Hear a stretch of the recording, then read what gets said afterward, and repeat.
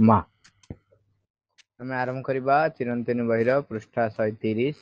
ବିଷୟବସ୍ତୁ ଆଜି ଅଛି ଚେଷ୍ଟା ହିଁ ଆନନ୍ଦ ଦିଏ। ଚେଷ୍ଟା ହିଁ ଆନନ୍ଦ ଦିଏ।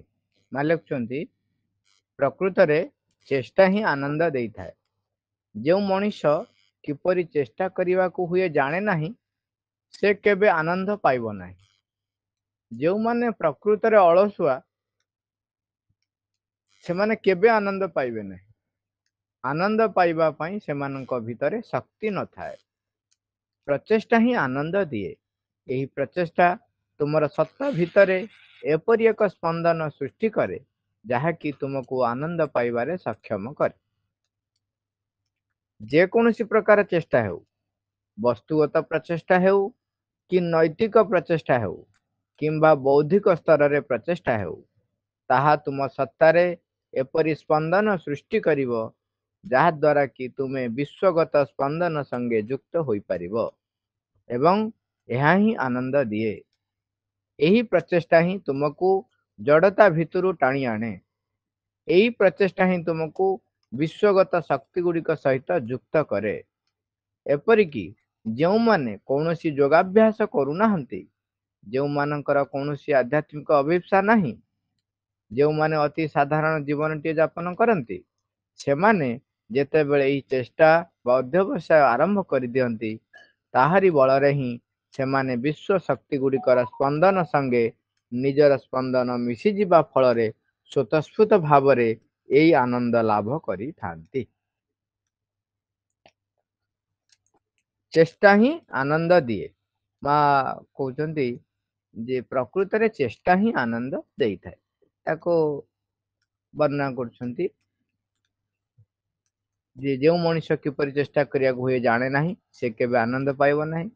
ଯେଉଁମାନେ ପ୍ରକୃତରେ ଅଳସୁଆ, ସେମାନେ କେବେ ଆନନ୍ଦ ପାଇବେ ନାହିଁ। କାହିଁକିନା ଯେଉଁମାନେ ଅଳସୁଆ, ସେମାନଙ୍କ ଭିତରେ ଆନନ୍ଦ ପାଇବା ପାଇଁ ଶକ୍ତି ନଥାଏ। ଏଇଟାକୁ କଣ କେମିତି ବୁଝେଇ ହବ? ଆମେ ଦେଖିବେ ଗୋଟେ ଗୋଟେ କାମ ଯଦି ରେଗୁଲାର ମାନେ ସେଇ ଏକା କାମ ଲଗାତାର ଚାଲିଥାଏ, ତାହେଲେ ଆମେ ନିଜେ ଅନୁଭବ କରିଥିବା ସେତେବେଳେ କ୍ଳାନ୍ତ ଅନୁଭବ କରନ୍ତି, ବିରକ୍ତ ଅନୁଭବ କରନ୍ତି, ଲାଗେ ଯେମିତି ବହୁତ ସମୟ ଲାଗିଗଲାଣି, କେତେ ସେୟାକୁ କରିବ। ମାନେ କହିବାର ଅର୍ଥ ହଉଛି ଯେ ଗୋଟାଏ ପ୍ରକାରର କାମ ବାରମ୍ବାର କରିବ, ମନେକର ଗଣୁଥିବ, ଖାଲି ଗଣୁଥିବ, ଖାଲି ଗଣୁଥିବ, ଖାଲି ଗଣୁଥିବ। ଦେଖିଥିବେ ଟିକେ ଯେତେ ମାନେ କାମ ଯୋଉ ପ୍ରକାର ହେଇଥାଉ, ଯଦି ସେଇ ଗୋଟାଏ କାମକୁ ବାରମ୍ବାର ବାରମ୍ବାର କରୁଛନ୍ତି, ଇଭିନ୍ ବି ଆମେ ଦେଖୁଛୁ ଯେତେବେଳେ ଫର୍ମ ପୂରଣ କରାଯାଏ, ସେଇ ନାଁ ଟିପୁଥିବ, ସେଇଆକୁ ଟିପୁଥିବ, ସେଇଆକୁ କରୁଥିବ, ମାର୍କ ଏଣ୍ଟ୍ରି ହଉଥିବ, ଖାଲି ମାର୍କ ତାପରେ ତାପରେ, ସେଠୁ ବିରକ୍ତ ଲାଗେ, ବେଳେ ବେଳେ ନିଦ ମାଡେ।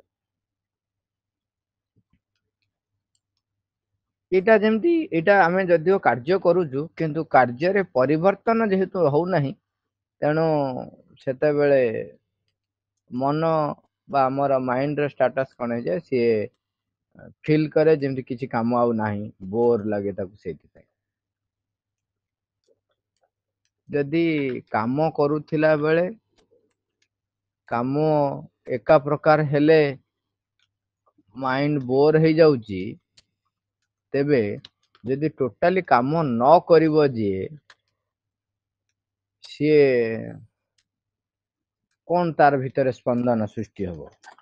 ଆମେ ଯୋଉ ଆନନ୍ଦ ଅନୁଭବ କରିବା, ଆମେ ଯୋଉ ଯୋଉ ବିଷୟରେ ବର୍ତ୍ତମାନ ଆଲୋଚନା କରୁଛନ୍ତି, ଯେ ସେ ଆନନ୍ଦ ପାଇବ ନାହିଁ, ସେ କଣ ଫିଲ୍ କରିବ?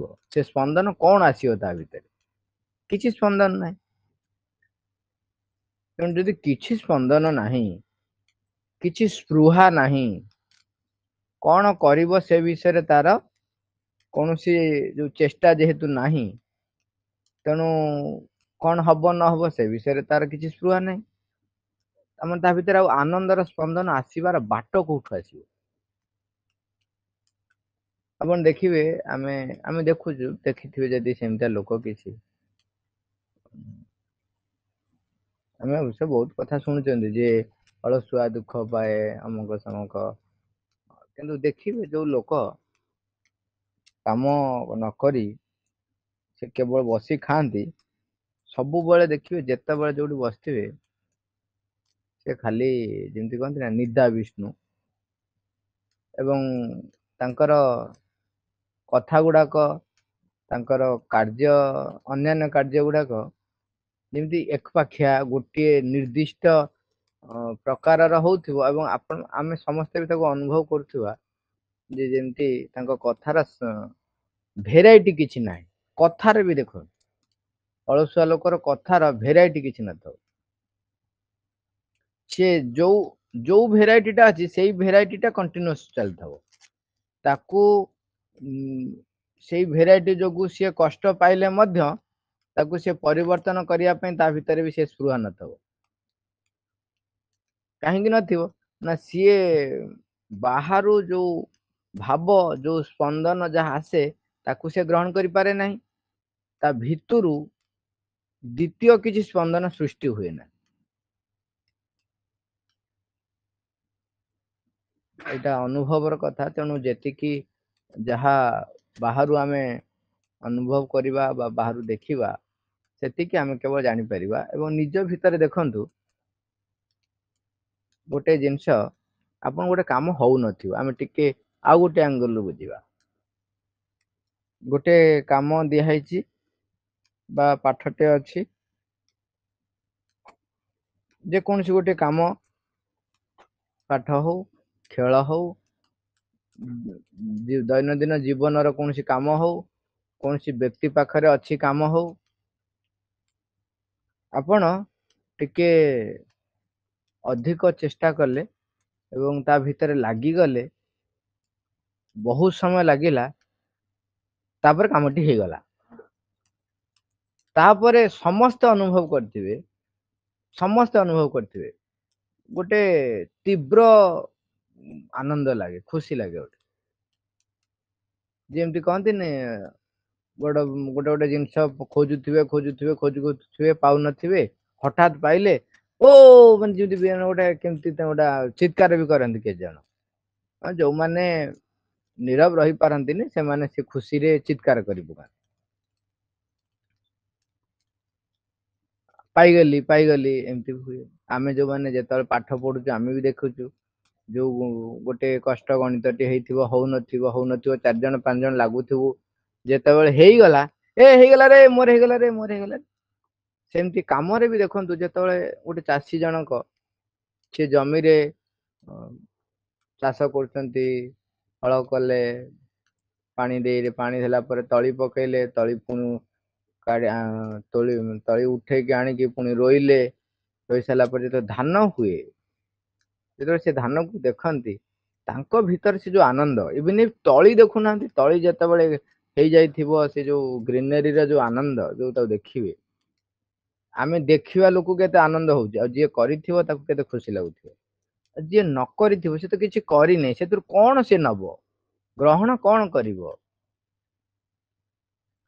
ତେଣୁ ସାଧାରଣ ବ୍ୟକ୍ତି ବି ଯଦି ଚେଷ୍ଟା କରେ, ସିଏ ତା ଚେଷ୍ଟା କରିବାରେ ଆନନ୍ଦ ପାଇବ, ଏବଂ ଚେଷ୍ଟା ପରେ କାର୍ଯ୍ୟରେ ବି ସେ ତାକୁ ଦେଖିକି ହଉ ବା କାର୍ଯ୍ୟର ପରିଣାମରେ ମଧ୍ୟ ସେ ଆନନ୍ଦ ପାଇବ। ଆଉ ଯିଏ ଅଳସୁଆ ସିଏ କେବେ ବି କୌଣସି ପ୍ରକାରର ସ୍ପନ୍ଦନ ସିଏ ପାଇବ କୋଉଠୁ ଆଗ? ସେଇଥିପାଇଁ ମା ଲେଖୁଛନ୍ତି, ମା ତ ସୂକ୍ଷ୍ମ ଭାବରେ ଡିଟେଲସ ଲେଖୁଛନ୍ତି, କହୁଛନ୍ତି ଆନନ୍ଦ ପାଇବା ପାଇଁ ସେମାନଙ୍କ ଭିତରେ ଶକ୍ତି ହିଁ ନଥାଏ। ପ୍ରଚେଷ୍ଟା ହିଁ ଆନନ୍ଦ ଦିଏ।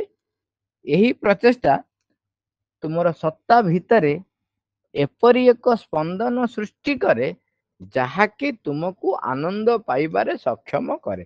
ଆମେ ଯୋଉ କଥା ହେଲେ ଯେ ଆମେ ଚେଷ୍ଟା କଲେ ଆମକୁ ଆନନ୍ଦ ମିଳେ, ମା ତାର ସୂକ୍ଷ୍ମ ସ୍ତର କଥା କହୁଛନ୍ତି, ଜଣେ ଯେତେବେଳେ ଚେଷ୍ଟା କରେ, ଆମ ଭିତରେ ଆନନ୍ଦ ମିଳିବା ପାଇଁ ବା ଆନନ୍ଦ ପାଇବା ପାଇଁ ଗୋଟେ ସ୍ପନ୍ଦନ ସୃଷ୍ଟି ହୁଏ। ଆମେ ତାକୁ ଯଦି ଟିକେ ପାଠ ପଢୁଆ ଭାଷାରେ ବୁଝିବା, ଆମର आम भितरे केते गुडे काम करबा पई एक्टिवेशन दरकार हुए, स्टिमुलेशन दरकार हुए। ताମାନେ आम भितरे कौनसी एक स्थान रही, कौन एक सत्ता रही जे कि जहाकू कि आम जो चेष्टा करू सी एक्टिवेट हो जाए एवं सी एक्टिवेट हो गले सी आनंद को धारण करने सक्षम हुए। माँ कहते जेकोसी प्रकार चेष्टा हो ताहा वस्तुगत प्रचेषा हो कि नैतिक प्रचेषा हो किंबा बौद्धिक स्तर रे प्रचेषा हो। देखो वस्तुगत प्रचेषा बाहर स्थूल वस्तु को लेकिरी काम जो आम कर फिजिकल जो माने बाहर पूरा बाहर रे स्थूल भाव रे आम जो काम करुँच जेकोसी काम कर बर्तमान जो विषय आलोचना कले सेटा हूँ वस्तुगत प्रचेषा। जिते आम बौद्धिक स्तर रे भी प्रचेषा करती आम भावती माने ताको एनालिसिस करती एमती हम सेमती हम तापर एटा हम जदि एमती करा जाए कौन कौन हम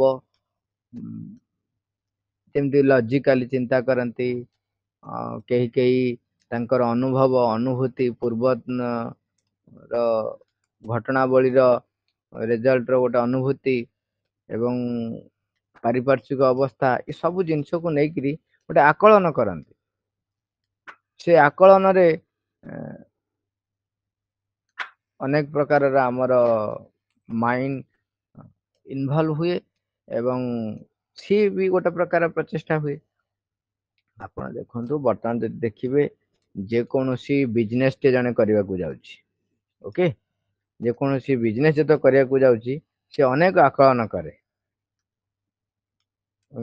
लोकालिटी देखिबो जिनस कोठु आनिबो ये सब जिनस सी भी अनेक चेष्टा करे तापरे सी गोटे काम करने को जाए जेते पाठ जी पढ़ुची जी चाष चाष करुची जी डाक्तरी विद्या रे भी जाउची जी जेकोसी काम करुची से काम रे सी जेते बेले मनरे तार बुद्धि को व्यवहार करुची एवं सेठी को नेइकिरी से तार किछि ना किछि परमुटेशन कॉम्बिनेशन पकई काम करुची सेते बेले से चेष्टा फल रे सी मध्य ता भितर एक आनंदर जो स्पंदन से सृष्टि हुए एवं से मार्लक्षण तापरे विश्वगत स्पंदन संगे से युक्त हो जाए जेत विश्वगत स्पंदन सहित युक्त हो जाए ताकू सेटा आनंद दिए। नैतिक प्रचेषा नीतिगत भाव रे जो लोक नैतिकतार बसवास करते जो माने से माने जेतेबेले सेई श्रृंखला को नीतिगत श्रृंखला को से माने निज जीवन रे आचरण करिया पे जो चेष्टा करती से सेमानंकर विश्वगत स्पंदन संगे युक्त हो जाती एवं यह आनंद ये माँ जो कथा कहते आउ गोटे सब एंगल देखु आमे जेतेबेले कौन जिनस प्रचेषा करुछंती सेतेबेले आम सत्तारे गोटे स्पंदन सृष्टि हुए जी कि सीधा सड़क कम्युनिकेट करे विश्वगत स्पंदन सहित तामाने आंटीना भलिया से संग संग विश्वगत स्पंदन को बा स्पंदन आसुथिबा स्पंदन सहित सी युक्त हो जाए एवं सी कौन करे आम भितर आनंद आनी थी। देखो ये समस्त कथा कहु वस्तुगत प्रचेषा जी भी करुच्ची साधारण व्यक्ति कथा ये भी सबू जाक रही नैतिक प्रचेषा बौद्धिक स्तर प्रचेषा सबु क्षेत्र में जो मैंने आध्यात्मिक क्षेत्र में प्रचेषा करते से तो सब आनंद ही आनंद पाती तेणु से विषय रे वर्णना करवा भी केवल बाहुल्य मात्र। आउ कौन हम जो आम चेष्टा कर प्रचेषा ही तुमको जड़ता भितर टाणी आने यही प्रचेषा ही तुमको विश्वगत शक्ति गुड़िक सहित युक्त करे। जड़ता आलस्यर आउरी गोटे आ गोटे रूप जड़ता जे स्थाणु परिवर्तन विमुख से सब जिनस को जड़ता भितर से माने रही बोले आम साधारणतः जानी था एवं आम जानू से गुड़ाक से जड़ता भितर रही किसी चेष्टा कला माने से तो निश्चय से बाहरी आसला बोली चेष्टा कला ना ସେଥିପାଇଁ କୁହାଯାଏ ଜଣେ ଯଦି ଝୁଣ୍ଟୁଛି, ଜଣେ ଯଦି ଝୁଣ୍ଟିଲା ବୋଲି କହୁଛି, ତା ମାନେ ସେ ଚାଲିବାକୁ ଆରମ୍ଭ କଲାଣି।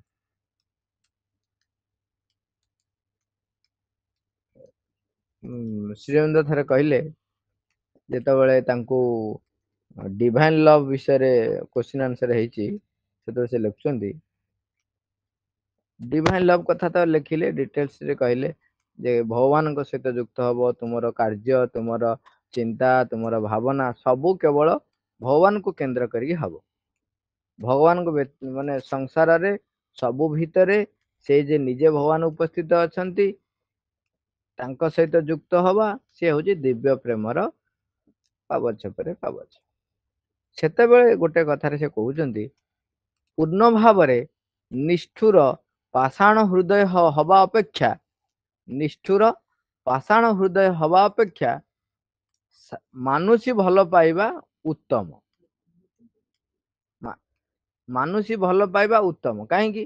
ତାମାନେ ମାନୁଷୀ ଭଲ ପାଇବା ଯେତେବେଳେ ସେ କରୁଛି, ଯଦିଓ ତାହା ଆସକ୍ତି ଯୁକ୍ତ, ତାହା ନିମ୍ନ ସ୍ତରର ଭଲ ପାଇବା, କିନ୍ତୁ ଯେହେତୁ ସେ କିଛି ନା କିଛି ଯୋଉ ଭଲ ପାଉଛି, ଆସକ୍ତି ଯୁକ୍ତ ହେଲେ ମଧ୍ୟ, ତାମାନେ ସେ ସ୍ଥାଣୁ, ନିଷ୍ପାଣ, ନିଷ୍ଠୁର, ପାଷାଣ ହୃଦୟ ହେଇନାହିଁ, ତା ଭିତରେ ଇମୋସନ ଡେଭଲପ କରିଛି। ଦେଖନ୍ତୁ, ଡିଭାଇନ ଲଭ ଆକ୍ଚୁଆଲ ହଉଛି ଆମର ଏସେନ୍ସିଆଲିଟି, ଆମର ଆବଶ୍ୟକତା। ଆମ ପାଇଁ ସେଇଟା ହଉଛି ଅପରିହାର୍ଯ୍ୟ। ସେଇଟା ହିଁ ହଉଛି ଆମକୁ ଆଧ୍ୟାତ୍ମିକ ଅଗ୍ରଗତିର, ତାକୁ ଆମେ କହିପାରିବା ସେଇଟା ଧ୍ୟେୟ, ସେଇଟା ଆମର ପ୍ରାପ୍ୟ।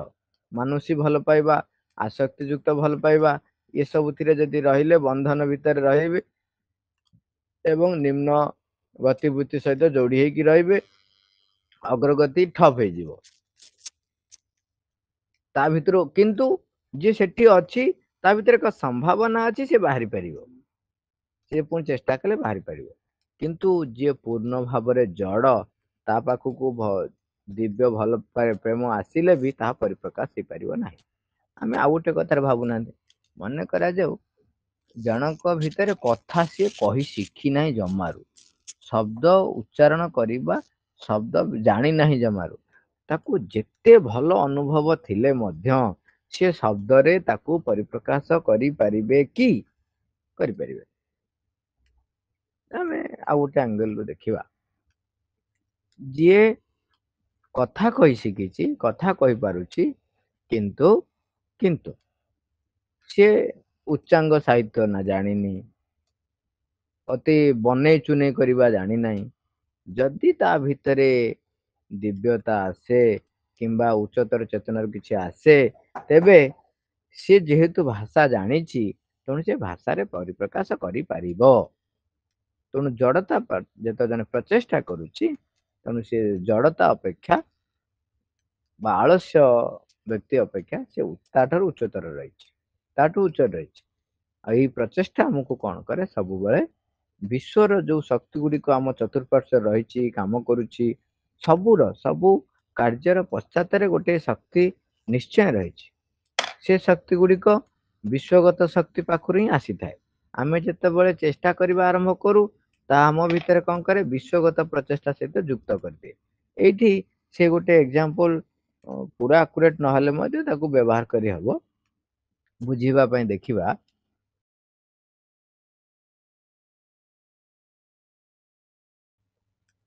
ତେଣୁ ଆମେ ଦେଖିଲି ଯେ ଏଇ ପ୍ରଚେଷ୍ଟା ହିଁ ତୁମକୁ ବିଶ୍ୱଗତ ଶକ୍ତି ଗୁଡିକ ସହିତ ଯୁକ୍ତ କରେ। ତେଣୁ ଯେତେବେଳେ ବି ହଉ, ଯୋଉ ଜାଗାରେ ହଉ, ଆମେ ଯେତେବେଳେ ଚେଷ୍ଟା କରୁଛନ୍ତି, ଆମର ବାହାରେ ଯୋଉ ଶକ୍ତି ଗୁଡିକ ରହିଛି, ଯୋଉ ଶକ୍ତି ଆମ ପାଖକୁ ଆସିକି ଆମ ଭିତରେ କାମ କରେ, ଆମେ ତା ସହିତ କଣ ହେଇଯାଉ ନା ଯୁକ୍ତ ହେଇଯାଉ। ତା ଫଳରେ ଶକ୍ତି ଗୁଡିକ ଆମ ଭିତରେ ଦେଇକରି ପ୍ରବାହିତ ହୁଏ ଏବଂ ଆମେ ସେଇ ଶକ୍ତିର ପ୍ରଭାବରେ ହିଁ ଆମେ ସବୁବେଳେ ଯେକୌଣସି କାମ କରୁଛନ୍ତି, ସବୁ ସେ ଶକ୍ତିର ପ୍ରଭାବରେ ହିଁ କାମ କରୁଛନ୍ତି।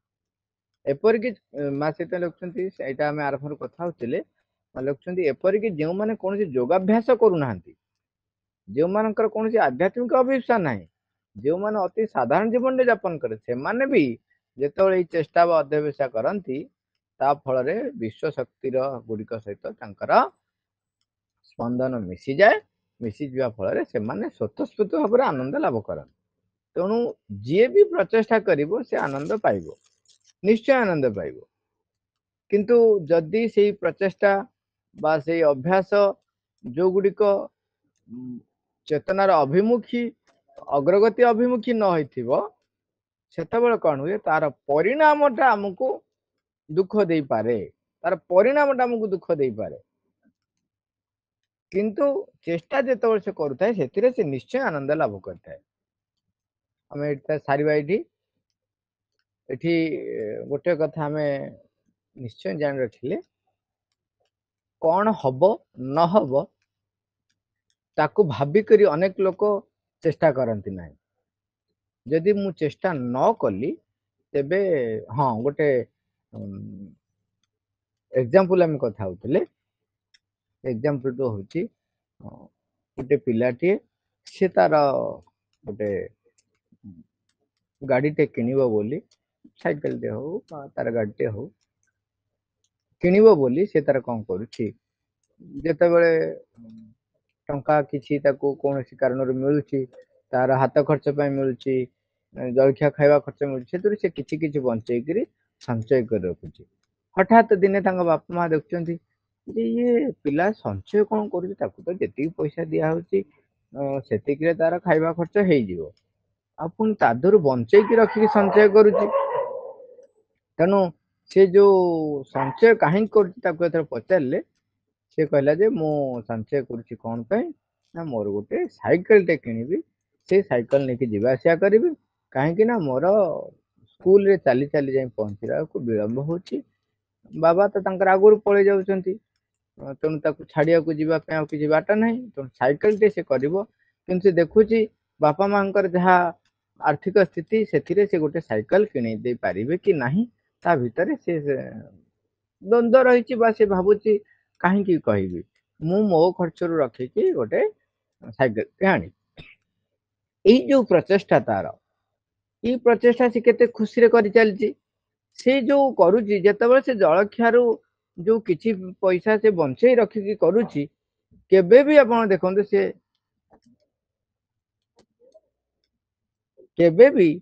କେବେ ବି ସେ ଦୁଃଖ ପାଉନଥିବ, କେବେ ବି ତାକୁ ଖରାପ ଲାଗୁନଥିବ ଯେ ମୋ ଜଳଖିଆରେ ଆଜି କମିଗଲା କି ଆଠଣା କି ଟଙ୍କାଟା ବଞ୍ଚେଇ ରଖିଲି, ଯୋଉ କେବେ ବି ଦୁଃଖ ପାଇବନି।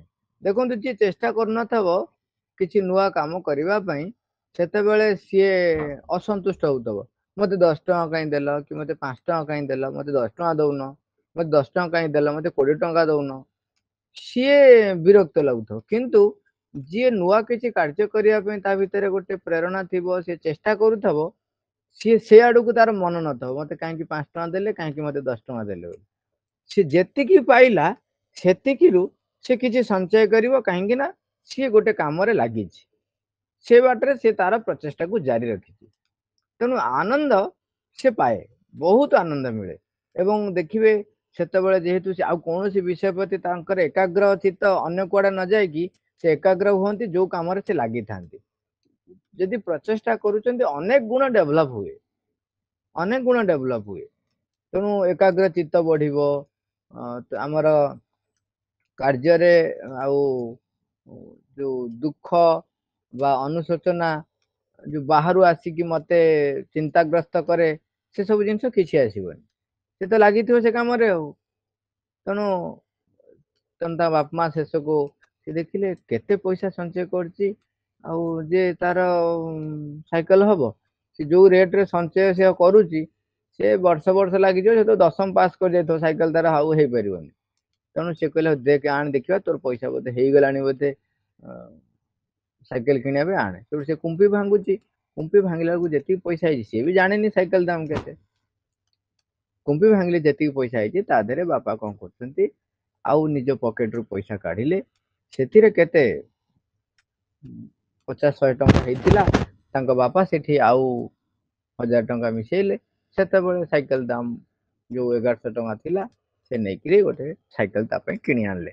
ଏଠି ତାର ଯୋଉ ପ୍ରଚେଷ୍ଟା ସିଏ ଟଙ୍କାଏ 2 ଟଙ୍କା କରିକି 50 ଟଙ୍କା ବା 100 ଟଙ୍କାରେ ପହଞ୍ଚିଛି। ଏଇଠି ବାପା କଣ କଲେ, ତାଙ୍କ ପକେଟରୁ 1000 ଟଙ୍କା କାଢିଲେ ଏବଂ ତାକୁ ନେଇକି ତାକୁ ସାଇକେଲଟେ କିଣିକି ଆଣି ତାକୁ ଦେଲେ। ସିଏ ନେଇଗଲେ, କହିଲେ ଆଣ ସେଇ ପଇସା ସାଇକେଲ ହେଇଯିବ, ମୁଁ ଯାଉଛି, ଚାଲ ଯିବା, ଚାଲ ସାଙ୍ଗ ହେଇ ଯିବା କିଣି ଆଣିବା। ଦୋକାନୀକୁ ସେ ତାଙ୍କର ପଇସା ଦେଇଦେଲେ। ଏଇଠି କଣ ହଉଛି, ଆମର ଯୋଉ ପ୍ରଚେଷ୍ଟା, ସିଏ ପ୍ରଚେଷ୍ଟା କଣ କରୁଛି, ଆଉ ଗୋଟିଏ ଯୋଉ ବିଶ୍ୱରେ ଯୋଉ ଶକ୍ତି ରହିଛି ତା ସହିତ ଲିଙ୍କ କରି ଦଉଛି। ତା ଭିତରେ ଆମ ଭିତରେ ଯୋଉ ସ୍ପନ୍ଦନଟିଏ, ସେ ବିଶ୍ୱଗତର ସେ ସ୍ପନ୍ଦନ ସହିତ ଆମର ଲିଙ୍କ ହେଇଯାଉଛି। ଲିଙ୍କ ହେଇଯିବା ଫଳରେ କଣ ହଉଛି, ବିଶ୍ୱ ଶକ୍ତିରୁ ସେଇ ଲିଙ୍କ ବାଟ ଦେଇକି ମୋ ଭିତରକୁ ଜୁଆର ଭଳିଆ ସେ ଶକ୍ତି ଗୁଡିକ ମାନେ ପ୍ରବାହିତ କରି ଆସିବ, ମାନେ ହେଇକି ବୋହି ଆସିବ ପୁରା। ତା ଫଳରେ ଯାହା ହେଲା ଦେଖୁଛନ୍ତି। ଏଇଟା ଗୋଟେ ଛୋଟିଆ ଏକ୍ଜାମ୍ପଲ ହେଇପାରେ, କିନ୍ତୁ ଆମର ସୂକ୍ଷ୍ମ ସ୍ତରରେ ଆମେ ଯେତେବେଳେ ଚେଷ୍ଟା କରୁଛୁ, ଅନେକ ଶକ୍ତି ଆମ ପାଖକୁ ସେ ବିଶ୍ୱ ଶକ୍ତି ରୁ ଆମ ପାଖକୁ ଆସେ। ତେଣୁ ଆମେ ସିଏ ଯେକୌଣସି ବ୍ୟକ୍ତି ହଉନା କାହିଁକି, ସେ ଯୋଗ ସାଧନା କରୁ କି ନ କରୁ, ସାଧାରଣ ବ୍ୟକ୍ତିଟେ ମଧ୍ୟ ତା ଜୀବନରେ ଯୋଉ କାମ କରୁଛି କେବେ ବି ପ୍ରଚେଷ୍ଟା କରିବାରୁ ବଞ୍ଚିତ ହବ ନାହିଁ। ମା, ଆମେ ଏଠି ସାରିବା, ମାଙ୍କୁ ଆହ୍ୱାନ କରିବା।